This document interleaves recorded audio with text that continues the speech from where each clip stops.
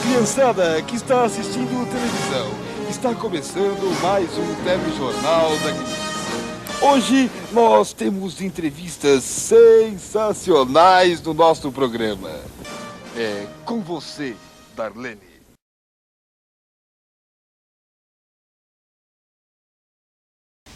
Eu comecei porque eu fiz teatro na faculdade. Eu sou graduada em teatro lá na ECA. E eu tinha um grupo, eu dava aula de teatro na Belas Artes e eu tinha um grupo de teatro infantil para o qual eu escrevia peças. E naquela época o movimento de teatro infantil era muito forte em São Paulo. E o Flávio de Souza, que também tinha um grupo de teatro, o Pod Minoga, participava das nossas reuniões numa associação que existia de teatro infanto-juvenil. E como a gente trabalhava muito parecido, quando a Cultura resolveu fazer o Rá-Tim-Bum, o primeiro, aquele do Senta que lá vem a história, ele me chamou para trabalhar lá. Foi uma grande sorte, porque eu adorei, eu nunca tinha feito televisão. E como ele conhecia minhas peças infantis, ele gostava, ele me chamou para trabalhar lá. Eu comecei a trabalhar no Rá-Tim-Bum e fui ficando até o Castelo e depois do Castelo ainda fiz um pouco de Cocoricó.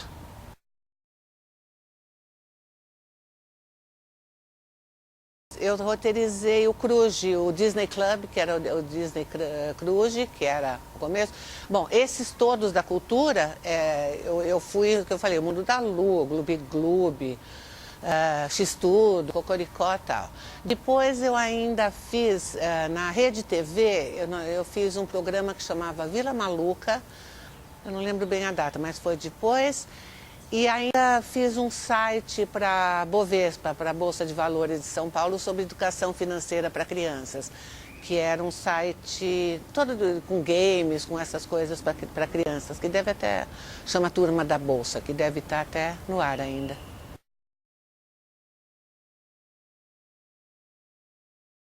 Continuo escrevendo, eu fiz recentemente.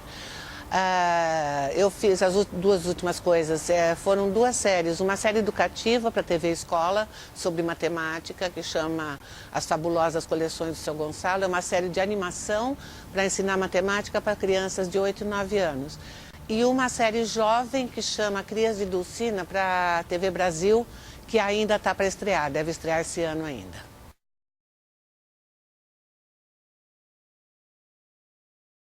Tem um mosquinho aqui. Por causa do cabo. A TV a cabo trouxe uma quantidade absurda de programa infantil e programas muito bons. Então a TV aberta perdeu um pouco o interesse em grandes produções de infantis porque elas existem assim, só o Nick, o Cartoon Network, o Discovery Kids. É muita concorrência. Então a TV aberta fica um pouco, acho que só no SBT que ainda tem um programa infantil, os outros, mas também é sem roteiro, né? Acho que é só a apresentação, assim.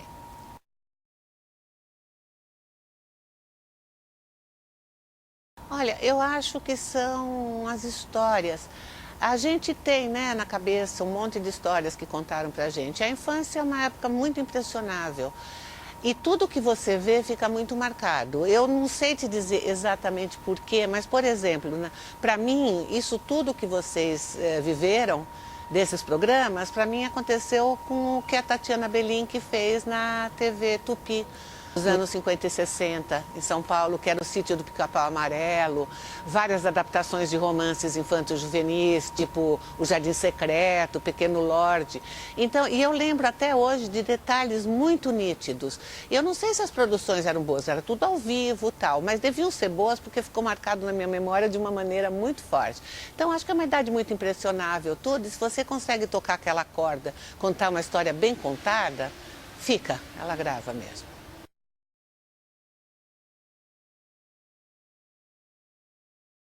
Olha, é um monte. A grande coisa era que tinha uma equipe excelente trabalhando na TV Cultura, sabe? Você trabalhava assim, com grandes nomes que nem eram tão grandes na época. O Karl Hamburger, o Fernando Meirelles, o Hugo Prata. Tem um monte de gente que atualmente dirige séries e tal.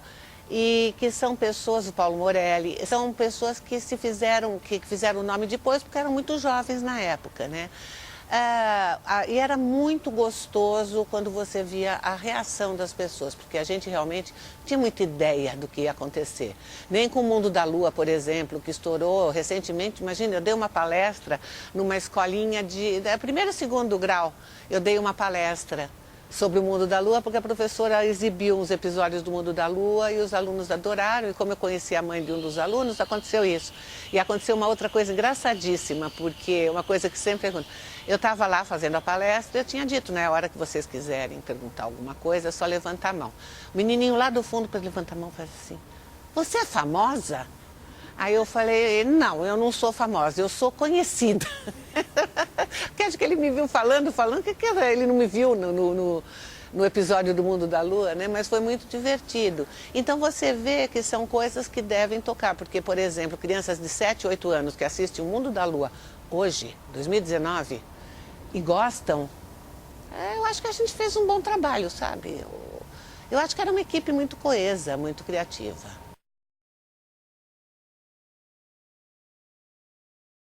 Fazia a menor ideia, mas a menor ideia mesmo, gente. Porque a gente trabalha e você nunca acha, por exemplo, que o que você está fazendo vai ser um clássico, né?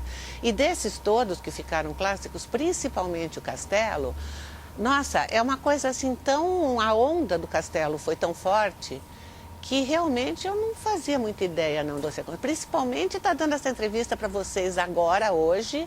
Imagina, sobre um trabalho feito há tanto tempo atrás, né? O Castelo estreou em 94, 1994. São 20 anos, são 30? Mais. 25 anos. É isso, 25 anos.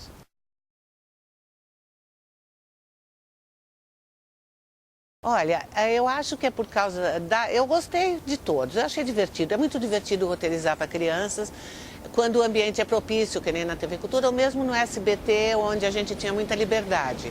Agora, assim, a minha grande descoberta, assim, da televisão foi realmente o primeiro Rá-Tim-Bum, que eu chamo de Senta que lá vem história, que é mais fácil de lembrar. Porque foi um programa muito experimental, cada um tentava tudo, então tinha muita receptividade, você inventava quadros. O Castelo foi o Rá-Tim-Bum passado a limpo, no sentido de que era jogar os erros fora e dar mais produção para os acertos, né? Mas o primeiro era muito divertido. E quando a gente começou a ganhar prêmio, então eu falei, nossa, olha o que a gente fez. Depois foi nessa sequência, eu falei, eu gostei muito de tudo, mas não fazia ideia mesmo.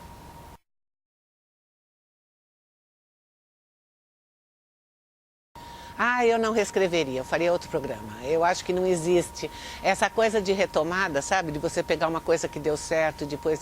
Porque mesmo que você faça até melhor, com outros recursos, porque muita gente me fala, nossa, o que seria o Castelo hoje com todos os recursos, com os efeitos especiais que nós temos agora? Eu digo, olha, eu acho que ele perderia aquela coisa artesanal que ele tem muito de conto de fadas, né? Aqueles bonecos simples, simples não, que eles são muito complexos, mas aquele... E eu acho que a gente não reescreve o passado, não. A gente tem que tentar sempre coisa nova. Eu gostaria muito de ter um caminhão de dinheiro para fazer uma grande produção para criança. Mas mesmo assim, você tinha que ver que, sabe, nesse meio tempo teve muita coisa, teve principalmente o Harry Potter, que mudou muito também a cabeça. Então, não reescreveria nunca.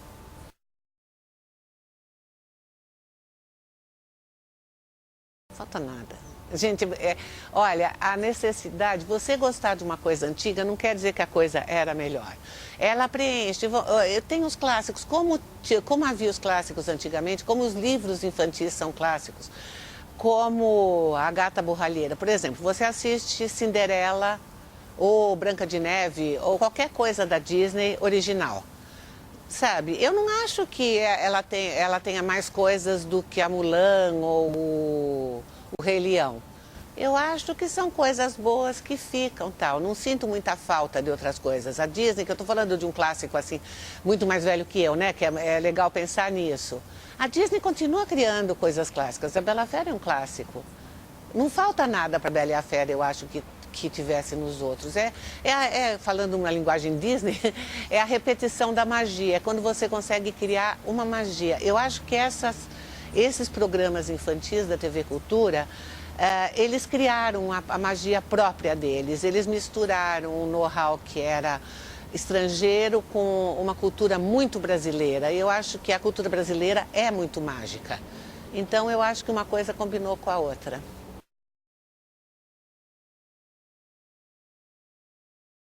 Não. O roteirista é o primeiro que chega e o primeiro que sai também. De vez em quando a gente era chamado para olhar alguma coisa, para fazer alguma modificação.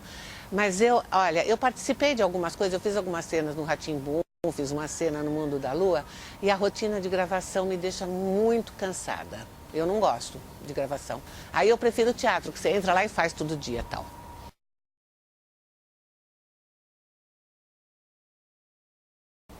Vocês estão pedindo uma previsão que eu não sei. O Disney Cruise não, porque ela não vai ver, né? O Disney Cruise não tem como rever. Uma coisa que já foi passada mesmo. Eu nem sei como é, se eles ainda têm gravações, nada disso. Mas eu acho assim, você não pode trancar uma criança num castelo e ficar fazendo ela assistir programas antigos, né? O que eu acho que pode acontecer é o que pode acontecer com todo o clássico. Eu já estou assim, me achando e dizendo para vocês que isso aí é tudo clássico. Mas o clássico, toda vez que você revê, você acha alguma coisa, entende? Certo? Você assiste o Mágico de Oz de 1939, não sei se vocês já assistiram, e ele é absolutamente maravilhoso. Aí, por exemplo, eu posso dizer para vocês que eu cresci vendo esse Mágico de Oz, mas também eu via as coisas que eram filmes e programas que eram meus contemporâneos, né? As coisas da Tatiana Belin, que tinham a minha idade, elas eram feitas quando eu tinha 7, 8 anos, sei lá, talvez até, mais ou menos por aí.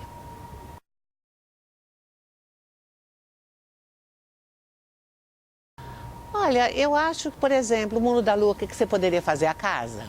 O que eu acho, sinceramente, eu vivo falando isso, é que a cultura devia fazer um parque temático com esses programas. Sabe, assim, eu acho que sustentaria a cultura para o resto do tempo. Assim, fazer um parque temático, sabe, que nem a Disney, onde tem a casa do Lucas, tem o castelo já é um parque temático, o cenário dele, o Rá-Tim-Bum, os bonecos andando, se manifestando, sabe? Eu acho, o Cocoricó, eu acho que a cultura teria, acho que um terreno do tamanho desse campus, sabe, contratar especialistas mesmo e fazer um parque temático usando tudo isso. Eu acho que seria a maneira de imortalizar e nesses lugares, como na Disney, fica passando, os programas ficam passando, né? Vocês já imaginaram que maravilha seria você ter isso e que maravilha seria para a TV Cultura também? Sabe? Mais do que você resgatar, assim, no YouTube, esse tipo de coisa. Eu ainda acho que eles estão marcando toca, não fazendo isso. Marcando toca é uma época... mais ou menos da época dos programas, a gíria.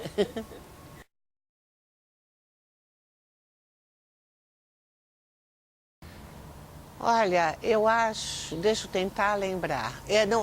Tem uns que não foi, que eu tenho escrito, eu acho que um que fez bastante sucesso na época foi quando eles foram para a Lua, que encontraram São Jorge e tal. E a Mona Lisa, São Jorge e a Mona Lisa.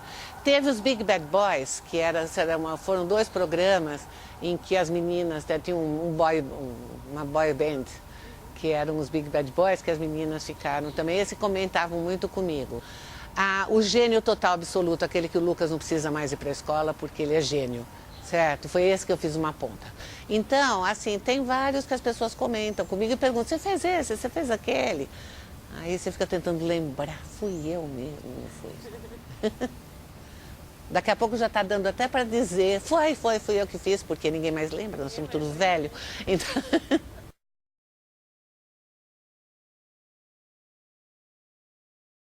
Porque Chaves é um clássico, é exatamente isso, Chaves. Olha, só contar uma historinha para terminar. O Mundo da Lua foi feito para ser o Chaves brasileiro. O Flávio queria que os atores fossem todos adultos e que fosse aquele espírito do Chaves, só que numa família brasileira. Não foi aprovado, foi mudando e acabou dando aquele programa. Mas na época do Rá-Tim-Bum, o Flávio de Souza e eu, que temos filhos da mesma idade, nossos filhos tinham 10 anos, era o Lucas, né? Eles tinham 10 anos quando a gente escreveu O Mundo da Lua. E eu tinha o Fernando Meirelles, que tinha crianças bem pequenininhas, as crianças dele eram menores. E a gente vivia falando no Chaves, e um dia o Fernando falou, credo, Chaves, aquilo é uma porcaria, é tosco. Eu não sei por que vocês falam tanto, eu não deixo meus filhos verem. Aí a gente falou, assiste. Ai, passou uns dias, ele estava louco pelo Chaves. É uma coisa, porque o Chaves vem de uma tradição teatral muito antiga, vem da comédia dell'arte, vem do circo. O personagem fixo é sempre muito bom em aventuras diferentes. E o personagem fixo, assim, tipo Chaves, que acontece sempre a mesma coisa, né? Isso é muito... Eu adoro o Chaves até hoje. E o Chapolin Colorado também, né?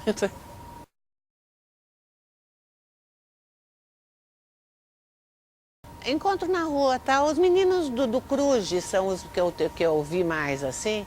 E eles, os meninos do Cruz, é muito legal porque eles são amigos até hoje. Todos. Eles se encontram, o Guelé engenheiro, ele faz cenário pro Diego, que é diretor, certo? O Luciano Amaral eu encontro de vez em quando também. Não acompanho muito, mas eu acompanho mais por Facebook, essas coisas, né?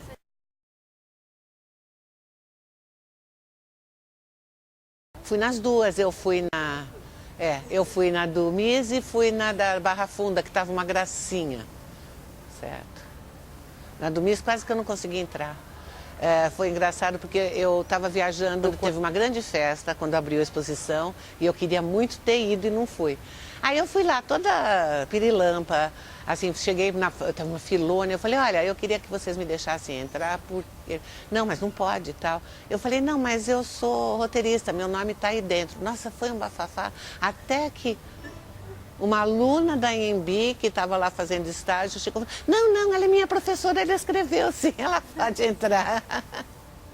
Foi bem legal isso, porque tem aluno da Anhembi em tudo quanto é lugar, né? Na TV Cultura, tá cheio.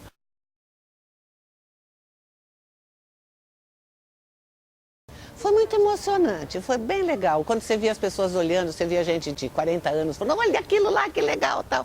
Muita gente carregando criancinha muito pequenininha, sabe? E falando, você via que o pai estava muito mais, a mãe estava muito mais entusiasmado do que a criança. É sempre emocionante, né? Assim, é sempre uma coisa que dá uma alegria muito grande. É isso? Obrigada a vocês.